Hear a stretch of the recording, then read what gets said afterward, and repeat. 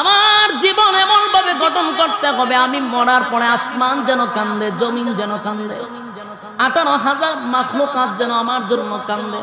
এই জন্য আমি আপনাদের হাতে পায়ে ধরে বলি, বিশেষ করে যুবক ভাইদেরকে বলি, যুবক ভাই, জীবন এই পৃথিবীতে আমরা চিরদিন থাকার জন্য আসি না।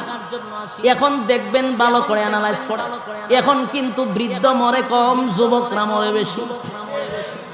আমরা মরি বেশি কারণ আমাদের গুনাহ বেশি, হায়াত কম। আমাদের বাপ দাদারা 80-90 বছর হায়াত পাইছে। কেন পাইছে? গুনাহ নাই। আর আমাদের গুনাহের পিএইচডি জন্য দেখবেন 40 বছর হওয়ার পরে 2টা কিডনি ড্যামেজ হয়। 40 বছর হইলি দেখা যায় হার্ট ব্লক হয়ে যায়, প্যারালাইসিস হয়ে যায়। কেন রে এত সমস্যা কেন? বলে গুনাহ যত বেশি তত হায়াত কমতে থাকে, অকালে মৃত্যু হয়। আমাদের বাপ দাদারা 50-60 বছর পরেও রোগ পাওয়া যায় না, কিন্তু আমরা 30 বছরের রোগ হয়ে বসেছি। কারণ মোবাইলের গুনাহ তো বাপ চাচাদের ছিল না, এই মোবাইলের গুনাহ আমরার আছে। কথা হয় না? যুবক ভাই, এই জন্য সুন্দর একটা জীবন গঠন করতে হবে। আল্লাহ বলে, বান্দারে আমি বলে দিলাম না এই পৃথিবীটা থাকার জায়গা না, আসতেই যেহেতু হবে, পরকালের সামান আমরা তৈরি করতে হবে। কথা হয় না? এই পৃথিবীটা এমন একটা জায়গা, কেউ কারো নয়, কেউ কারো নয়। আজকে আমি কার জন্য এত কিছু করলাম? আজকে মারা যান আপনি, আপনার প্রিয়তমা স্ত্রী পর্যন্ত আপনার জন্য কানলে না হয় 1 মাস কানবে, এর বেশি কানবো, 1 সপ্তাহ পরে দেখবেন পরিবর্তন। মা কানলে না হয় আরো কয়েকদিন কানবে, কিন্তু দিলের কান লাগায় শুনেন, বেশি দিন কানবে না। দুনিয়াটার সিস্টেম এরকম। কিন্তু আপনি যখন কবরে যাবেন, মনে মনে বলবেন, আমি তো একটা মানুষ ছিলাম, আমারও একটা নাম ছিল, আমার ভিতরে রক্ত মাংস ছিল, কিন্তু 2টা চক্ষু বন্ধ হওয়ার সাথে সাথে দেখবেন আপনার নাম আর নাম থাকে না। আপনার কলিজার টুকরা সন্তান তখন আব্বা বলে না, আপনার চাচা ভাতিজারা আপনার নাম ধরে ডাক দেন, আপনার নাম আব্দুল কুদ্দুস, আব্দুল গফফার, কিন্তু নাম বলে না। সবাই বলে এখন লাশটারে ঘর থেকে বাহির করো, লাশটারে খাটিয়াতে তুলাও, লাশটারে গোসল করাও। তার মানে কেউ নাম ধরে ডাকতে চায় না, নামটা পর্যন্ত 2টা চক্ষু বন্ধ হওয়ার সাথে সাথে উদাও হয়ে যায়। আমি একটা মানুষ ছিলাম, আমার একটা পাকিস্তান ভারতের খেলা দেখার সময় আছে, বিপিএল আইপিএল এর খেলা দেখার সময় আছে গো।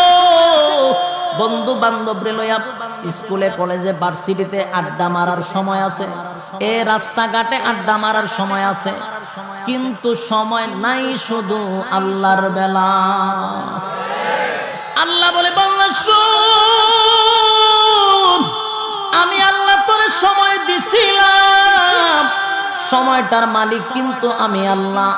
আমারে দেওয়ার কথা ছিল, দিলি বিপিএল ডে, দিলি আইপিএল ডে, দিলি হিন্দি সিরিয়াল ডে, কিন্তু আমি আল্লাহ সময় দিলাম রে, আমারে সময় দিলি না।